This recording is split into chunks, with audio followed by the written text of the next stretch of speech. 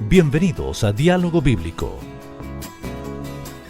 Bienvenidas a los oyentes, gracias por estar con nosotros. Estamos agradecidos a Dios que nos permite estar en estos espacios al aire con ustedes, en su programa Diálogo Bíblico. Con ustedes el pastor Juan Millanado. Muchas gracias. Y que les habla Raúl Medina. No por tu justicia. ¿Qué justicia? No por tus bondades, tus características, no por tus méritos, ¿no? Digamos, la enseñanza de Pablo sobre el Evangelio se podría resumir perfectamente en la frase que está aquí en Deuteronomio 9:5, donde dice: no por tu justicia ni por la rectitud de tu corazón. En este caso es que Dios te va a salvar, ¿no? Te salvará a causa de la promesa del Evangelio eterno, ¿no es cierto? Como está en Apocalipsis 14:6, ¿no?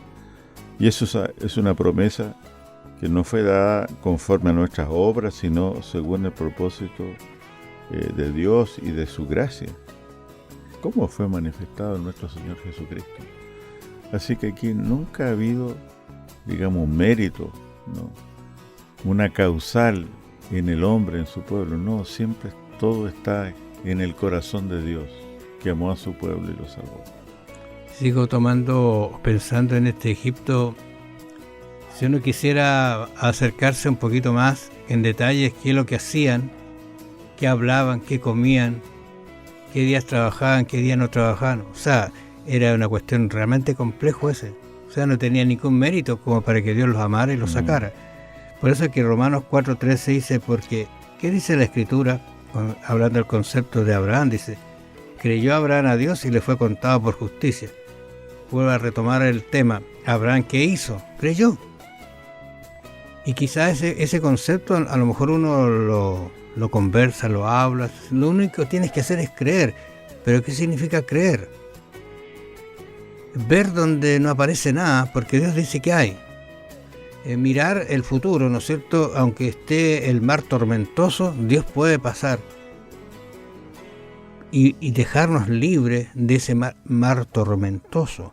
Entonces estoy pensando, según tú hablabas allí en Deuteronomio, ¿no es cierto?, capítulos 1 en adelante. Vuelve otra vez la expresión: oye Israel, tú vas hoy a pasar el Jordán para entrar a desposeer las naciones más numerosas y más poderosas que tú, ciudades grandes y amuralladas hasta el cielo. Mira, esta es una expresión que está denotando que no solamente es para tener que luchar, porque Dios le dijo que fueran, tomaran las ciudades, sino que tenían características. Y sabes que yo me recuerdo del concepto cuando los espías fueron a visitar la tierra y volvieron con el informe. ¿Qué dijeron algunos? Allí hay hombres grandes, imposibles, sus murallas son grandes. Y Deuteronomio le vuelve a repetir: sí, vas a poseer las mismas ciudades que un día dijiste que no podías. Tienes la experiencia de 40 años, pero guarda mis estatutos y tú vas a vencer, no porque eres poderoso, no eres grande, sino porque Dios va a estar contigo. Dice: un pueblo grande y alto, hijo de los anaseos, de los cuales tienes tu conocimiento y has oído decir: ¿quién se sostendrá delante de los hijos de Anac? ¿Te acuerdas de los grandes? Entiende pues hoy que es Jehová tu Dios, el que pasa delante de ti como fuego consumidor, que los destruirá y humillará. Hablando de la justicia, capacidad, no había nada, pero sí iban a vencer. Ahora, estos pueblos, fíjate que tenían conocimiento ya de cómo el Dios de Israel los venía dirigiendo a través del desierto. Pero aún así, a pesar del testimonio de las obras de Dios, ellos persistieron en su ritual pagano, en su hostilidad. De manera que aquí no hay meramente una acción soberana o caprichosa de Dios en contra de estos pueblos paganos, especialmente los amorritas, etc., sino que realmente es la manifestación de la justicia de Dios, ¿no? Que, digamos, cuando uno una y otra vez decide rechazar la invitación de Dios a adorarlo y a seguirlo, Dios les da finalmente lo que ellos han decidido obtener, ¿no? Estoy pensando que Dios le dijo que eliminara a todos esos pueblos, ¿no es cierto? Ya estudiamos esos conceptos, son medios delicados, pero así dijo Dios y así lo hicieron. Pero no lo hicieron como Dios quiso, sino que dejaron algunos pueblos. Ujú. Y tú sabes que esos fueron los pueblos que más hostigaron al pueblo de Israel. O lo tentaron. O lo tentaron. Fueron los que prácticamente lo llevaron al fracaso de ese concepto de misión que debían haber tenido ellos.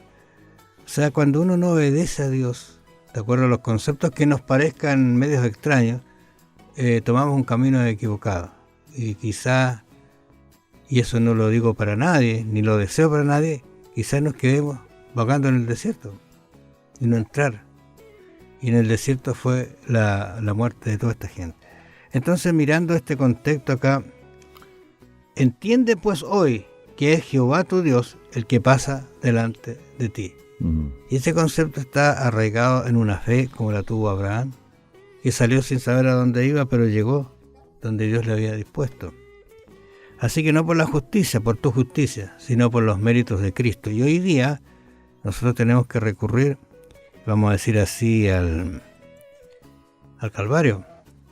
No hicimos nada, Ujú. pero Él lo hizo todo por nosotros allí. Porque en 2 Timoteo 1:9 dice, ¿quién nos salvó y llamó con llamamiento santo, no conforme a nuestras obras, sino según el propósito suyo y la gracia que nos fue dada en Cristo Jesús antes de los tiempos de los siglos? ¿Cuándo nos amó Dios? ¿Cuánto nos abrió el camino? ¿Cuándo se planificó el plan? Antes de los siglos, hasta antes que naciéramos, antes que se hiciera, ¿no es cierto?, o se pensara No en hacer existíamos nosotros. No existíamos. Ni nuestras obras, nada. O sea, no había mérito. Ya estábamos en el corazón de Dios, ¿no? Interesante esos detalles para pensarlos, analizarlos, porque qué Dios como este, ¿no es cierto?, que nos puede dar tantas bendiciones, que nos puede dar tanta alegría de ser sus hijos. Y aún en las penurias más grandes, fíjate, estaba pensando uno que la esperanza que uno lleva en el corazón lo hace en los momentos más difíciles mantenerse enhiesto, mantenerse de alguna manera dispuesto a seguir adelante. ¿Cuántos terminan sus días? Yo leía un relato de un personaje, me parece que es Psicología de la Esperanza, una cosa así. Hablaba de los conceptos del problema que tenían, por ejemplo, los judíos que fueron hechos prisioneros. Entonces alguien analizó, que después fue libre, él escribió un libro, después fue libre, que cuando llegaban el año nuevo, se acercaba, entonces anunciaban que ahí iban a ser liberados. Ese era ¿El jubileo? Claro, que iban a ser liberados para el año nuevo, digamos, en los campos de concentración. Ah, Entonces dice que cómo florecía la esperanza, la gente, cómo cambiaba. Pasaba el año nuevo y desaparecía la esperanza y muchos morían, decía él. No resistieron porque su esperanza se esfumó. Ahora, podría pasar exactamente nosotros si no tenemos la esperanza. A lo mejor estamos rodeados de problemas, pero Dios tiene la solución. No ahora. Él la sabe cuándo y hay que esperarla. Bueno, amables oyentes, vamos a volver mañana. Que el Señor los bendiga y los acompañe. ¿Deseas estudiar la Biblia? Solicita el curso bíblico Jesús, Restaurador de la Vida, enviando un WhatsApp al +569 6480 8088 y permite fortalecer la confianza en la palabra de Dios y ayudar a las personas a encontrar en ella a Jesús, el Restaurador de la Vida.